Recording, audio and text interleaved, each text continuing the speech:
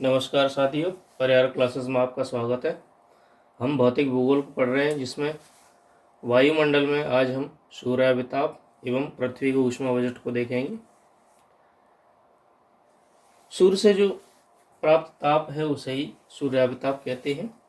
पृथ्वी के लिए ताप का प्रधान स्रोत मुख्यतः सूर्य ही है, जो पृथ्वी से लगभग 14.96 करोड़ किलोमीटर दूर है। सूर्य की सतह पर 6000 डिग्री सेंटीग्रेड तापमान है, जो कि विकिरण होकर चारों ओर फैलता है, परंतु सूर्य से प्रसारित इस शक्ति का कुछ ही अंश धरातल तक पहुंचता है। उस शून्य ऊर्जा के कारण ही भूतल पर सभी प्रकार के जीवों का अस्तित्व संभव हो सका है। सूर्याभिताप पृथ्वी के प्रत्येक भाग पर समान नहीं है। इसका सर्वाधिक वितरण विषुवत रेखा के निकट होता है, क्योंकि विषुवत रेखा पर संपूर्ण वर्ष उसकी लंबाई बराबर रहती है और किरणें लंबवत पड़ती हैं। विषुवत रेखा से सूर्यातप ध्रुवों की ओर कम होता जाता है और ध्रुवीय क्षेत्र शून्य न्यूनतम सूर्यातप प्राप्त करते हैं। सूर्य को प्राप्त करने वाले मुख्य कारण है सूर्यातप है, जो कि कहाँ पर ज़्यादा होगा और कब कम होगा। जैसे कि पहला है सूर्य की किरणों के तिरछापन। यहाँ पर जितनी किरणें तिरछी ज़्यादा होंगी उतना ही तापमान कम होगा, और जितनी लंबवत होंगी उतना तापमान ज़्यादा होगा। सौर विकिरण की अवधि या दिन की अवधि, यानी कि दिन जितने बड़े होंगे सूर्यातप उतना ही ज़्यादा प्राप्त होगा। पृथ्वी से सूर्य की दूरी अधिक दूरी होगी तो कम विकिरण प्राप्त होगा, और कम दूरी होगी तो ज़्यादा विकिरण प्राप्त होंगे। वायुमंडल की अवस्था, यानी कि वायुमंडल की कौन सी गैसें हैं, विरल गैसें हैं या सघन हैं, उससे डिपेंड करेगा। वायुमंडल की मोटाई, यानी कि विषुवत रेखा पर कितनी ऊंचाई पर है और ध्रुवों पर कितनी ऊंचाई पर है, उससे भी डिपेंड करेगा। सौर कलंकों की संख्या, सूर्य पर जो कलंक यानी कि विस्फोट होती हैं, जितने ज़्यादा सौर कलंक उत्पन्न होंगे टेम्परेचर वायुमंडल में उतना ही ज़्यादा होगा। धरातल का स्वरूप, यानी कि धरातल वनस्पति विहीन है या वनस्पति है, मैदानी भाग है या पर्वतीय भाग है, जल है या स्थल है, उससे भी डिपेंड करेगा कि तापमान कितना रहेगा। चलिए आगे ऊष्मा बजट को देखते हैं। सूर्य से जो विकिरित ऊर्जा का कुछ भाग ही पृथ्वी पर आ पाता है, क्योंकि वायुमंडल द्वारा प्रकीर्णन, परावर्तन और अवशोषण के कारण कुछ भाग को वापस लौटा दिया जाता है तथा कुछ भाग वायुमंडल में बिखेर दिया जाता है। सौर विकिरण का जो 100% सूर्य की किरणें आती हैं, उनमें से 35% शून्य में वापस लौट जाती हैं। यानी कि हम टोटल लिख रहे हैं कि जो 100% है, 100 का जो 35% होगा वह वापस चला जाता है। अब ये कैसे वापस जाता है कि इसमें से 27 भाग तो बादलों के द्वारा 27% को तो बादल भेजते हैं वापस। 6% वायुमंडल द्वारा प्रकीर्णन हो जाता है, 6 का प्रकीर्णन हो जाता है, और 2% पृथ्वी की सतह से टकराकर वापस चला जाता है।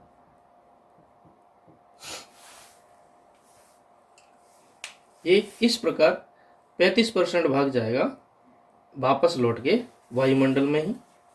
अब यहाँ पर 35 हुआ, अब अगले जो 65% है उस ताप को अब हम आगे देखते हैं।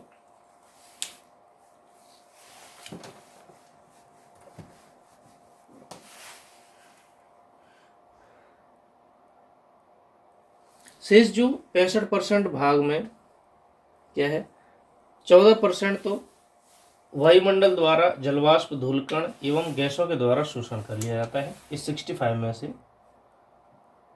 जो 14% होगा वह अवशोषण हो जाएगा वायुमंडल द्वारा। उसके बाद 14 गया, इस प्रकार 51 बचा।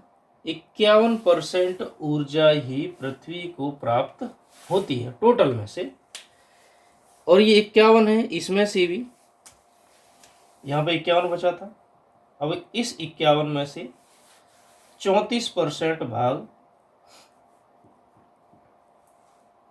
प्रत्यक्ष सूर्य प्रकाश से प्राप्त होता है, प्रत्यक्ष रूप से प्राप्त होता है।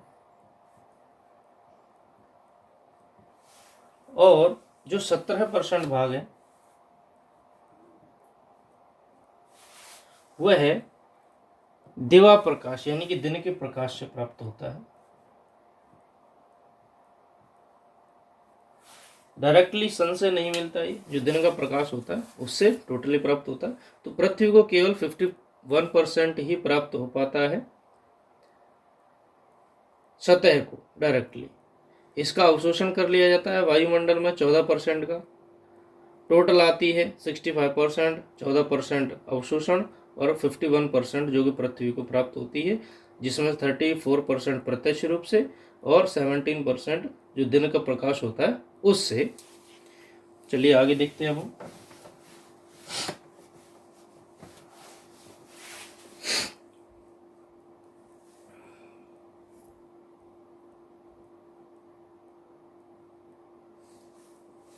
अब हमारी अगली हेडिंग है समताप रेखाएं। समताप रेखाएं सामान्यतः वे काल्पनिक रेखाएं होती हैं जो कि किसी क्षेत्र में स्थल हो या जल हो समान तापमान को जोड़ने वाली काल्पनिक रेखाएं होती हैं। ये सामान्यतः पूर्व से पश्चिम अक्षांश रेखाओं के समांतर खींची जाती हैं। ऐसे पूर्व से पश्चिम की ओर खींची जाती हैं। इसमें लिखा है, देखिए, मानचित्र पर भूमंडलीय तापमान को वितरण को दर्शाने के लिए समताप रेखाओं का प्रयोग किया जाता है। समताप रेखाएं भी काल्पनिक रेखाएं जो कि मानचित्र पर समान तापमान वाले स्थानों को मिलाकर खींची जाती है। सामान्यतः समताप रेखा पूर्व से पश्चिम दिशा में लगभग अक्षांश रेखाओं के समांतर खींची हुई है। जल स्थल को मिलने के स्थान के ताप रेखाओं पूर्व पश्चिम दिशाओं में विशेष अंतर उत्पन्न होता है, क्योंकि जहां पर जल एक तरफ जल होगा एक तरफ स्थल होगा तो वहां पर जो लाइन होगी सीधी न होकर के थोड़ी टेढ़ी होगी, क्योंकि स्थलीय भाग है वह जल्दी गर्म होता है और जल्दी ठंडा होता है। इसकी वजह जो जलीय भाग होता है वह देर में गर्म होता है और देर में ठंडा होता है, इसलिए वहां पर तापमान में ज़्यादा अंतर नहीं होता है। स्थल भाग पर ज़्यादा तापमान में अंतर होता है।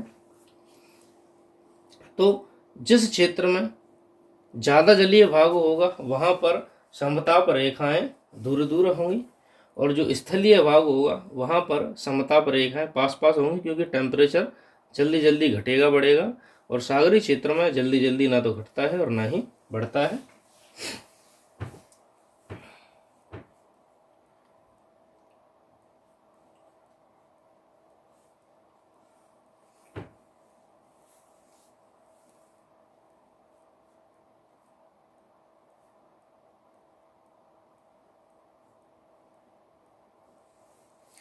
देखिए, वायुमंडल में बढ़ती ऊंचाई के साथ तापमान क्रमशः घटता है। तापमान घटने की यह दर ही क्षोभ मंडल में प्रति 165 मीटर पर 1 डिग्री सेल्सियस है और 1000 मीटर पर 6.5 डिग्री सेल्सियस है।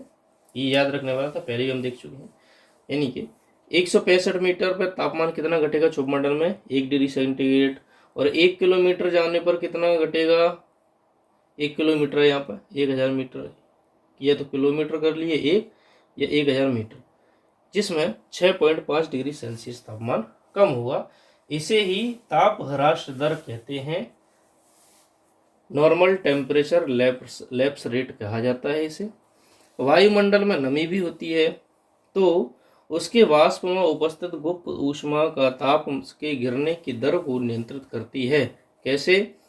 क्योंकि जलवाष्प में तापमान होगा और वायु के साथ जलवाष्प भी ऊपर की ओर जाएगी, तो क्या होता है, क्योंकि तापमान कम होगा तो जलवाष्प में से तापमान निकल करके वायुमंडल में मिक्स हो जाता है। इसी कारण से जितना तापमान कम होना चाहिए उतने तापमान में गिरावट नहीं आती है। दोबारा सुनिए, जलवाष्प क्योंकि ऊपर की ओर जाती है तो उसका भी तापमान घटेगा। जलवाष्प में गुप्त ऊष्मा होती है और ऊपर जाने पर तापमान घटता है। तापमान घटने के कारण जो गुप्त ऊष्मा है वह वायु में चली जाती है।